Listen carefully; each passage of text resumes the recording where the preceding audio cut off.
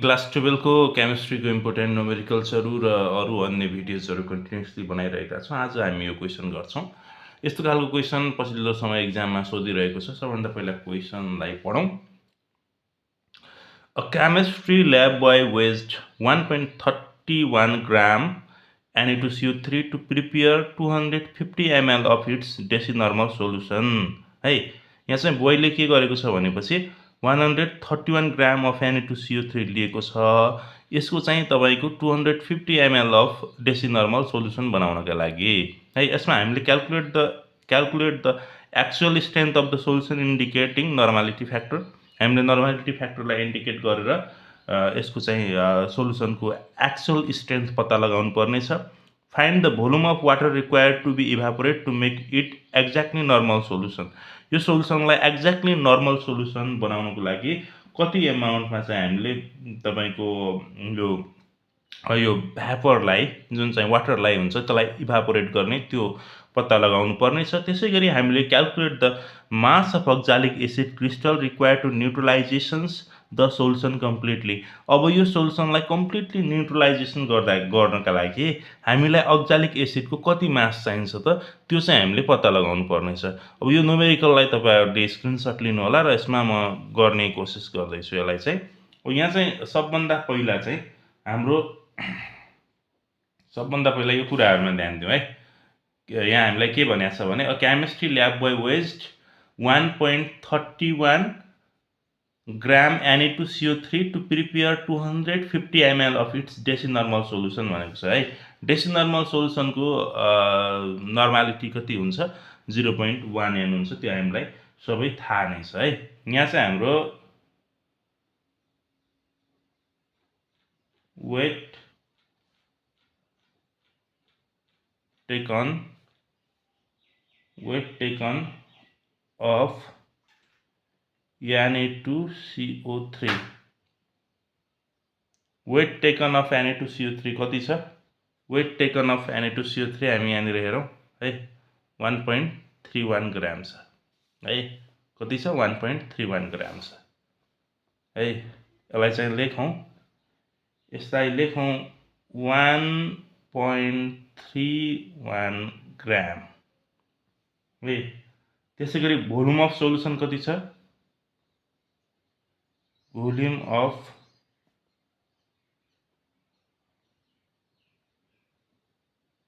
Of solution हाम्रो छ 250 ml छ है भोल्युम अफ सोल्युसन चाहिँ। त्यसैगरी नर्मालिटी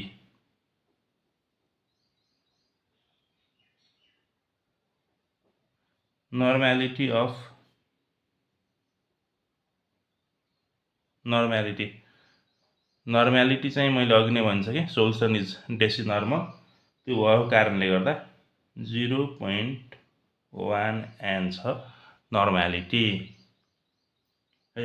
अब हामीलाई के थाहा छ भने यो सबै भयो भने we know that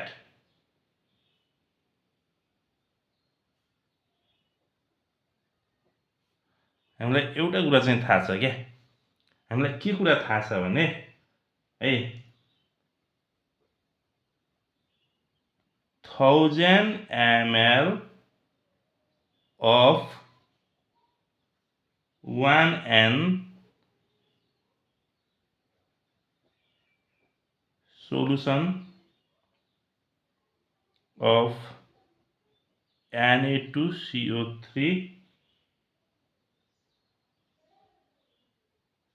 requires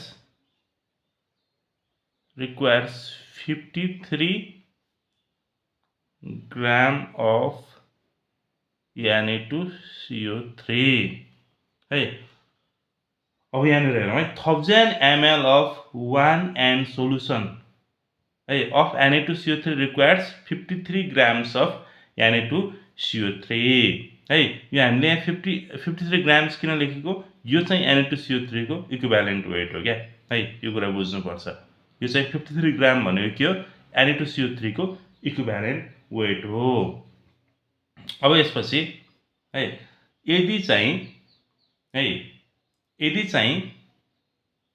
1000 ml है 1n स्ट्रेन्थ भएको है 1n नर्मालिटी भएको 1000 ml 1n नर्मालिटी भएको सोलुसनलाई 53 ग्राम Na2CO3 चाहिन्छ भने है अब 250 ml of के त of 0.1n यहाँ 0.1n छ हाम्रो सोलुसनको चाहिँ किनभने यो डेसी नर्मल सोलुसन हो 0.1n solution of Na2CO3 requires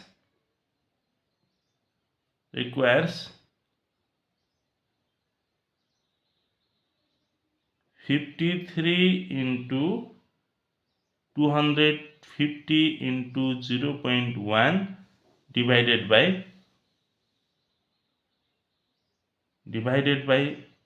1000 is equal to 80 gram of Na2CO3 चाहिँ हामीलाई चाहिन्छ है 250 ml को लागि अब चाहिँ यहाँनिर हाम्रो कति आउँछ भने क्याल्कुलेट गर्दाखेरि 1.325 ग्राम Na2CO3 आउँछ है यो चाहिँ भयो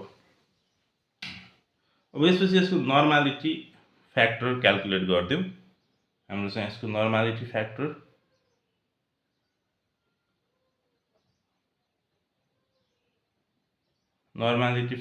F is equal to हामीलाई थाहा छ weight taken divided by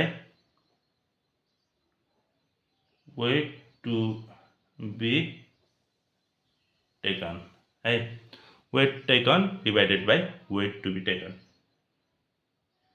यहाँ चाहिँ हाम्रो weight taken कति छ weight taken हाम्रो 1.31 ग्राम छ है 31 ग्राम छ त्यसैगरी weight to be taken खासमा हामीले लिनुपर्ने चाहिँ weight कति हो त है यहाँ चाहिँ हामीले लिनुपर्ने weight यहाँनिर हामीले निकालेका छौं है यो हो 1.325 अब यहाँनिर नर्मालिटी फ्याक्टर आउँछ 0.98 है अब नर्मालिटी फ्याक्टर आइसकेपछि है यसलाई हेरौँ यहाँनिर नर्मालिटी फ्याक्टर आएको छ अब नर्मालिटी फ्याक्टर आइसकेपछि हामीले के गरौँ अब हामी ए नम्बरमा आइने हामीलाई के सोधेको छ है के सोधेको छ भने calculate the actual strength of the solution indicating normality factor है actual strength of the solution निकाल भनेर भनेको छ हामीलाई है निकाल्ने हामी actual strength of the solution hence the normality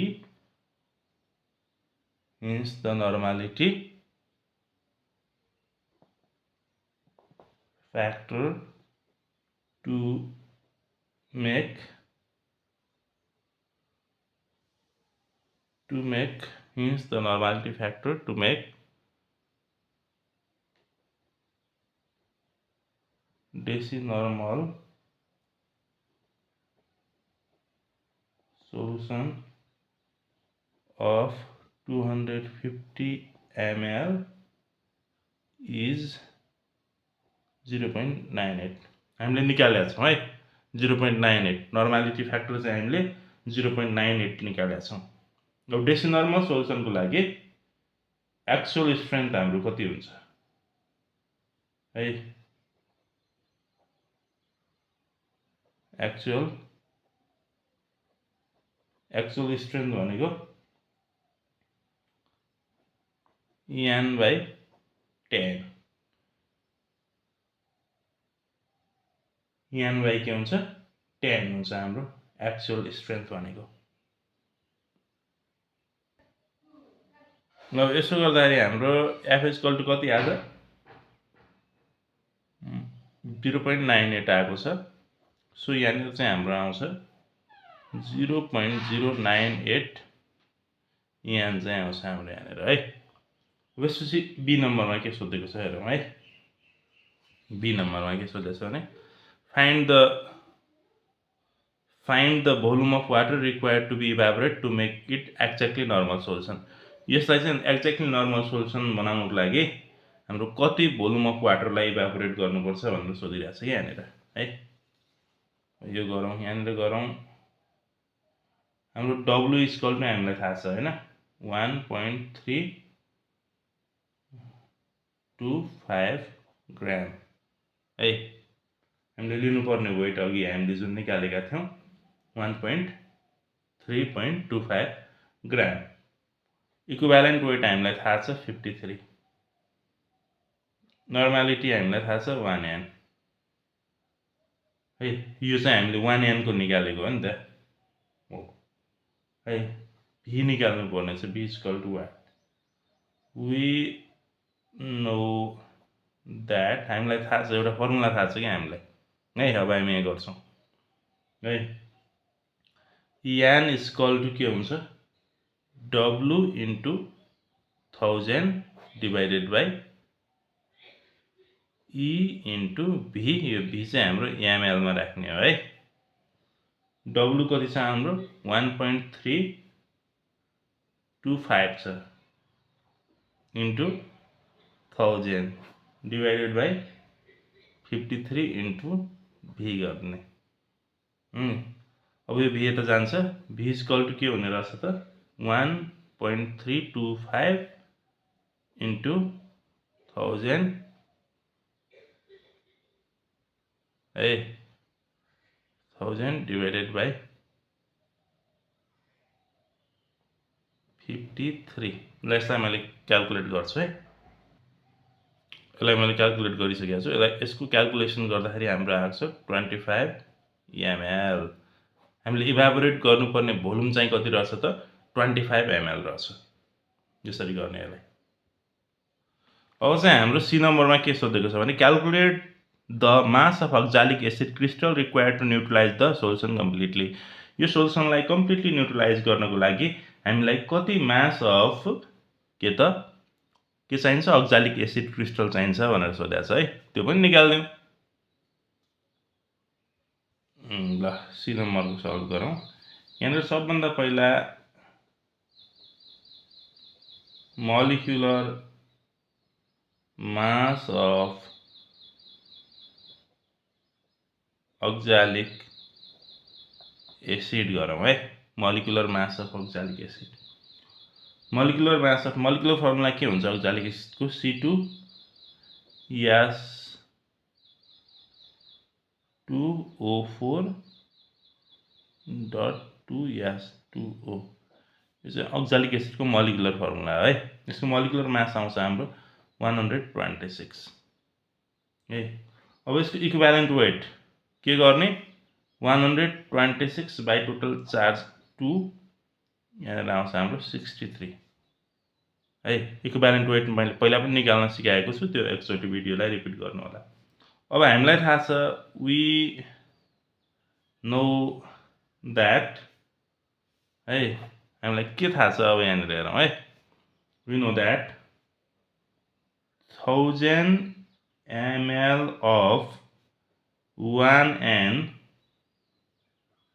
solution of oxalic acid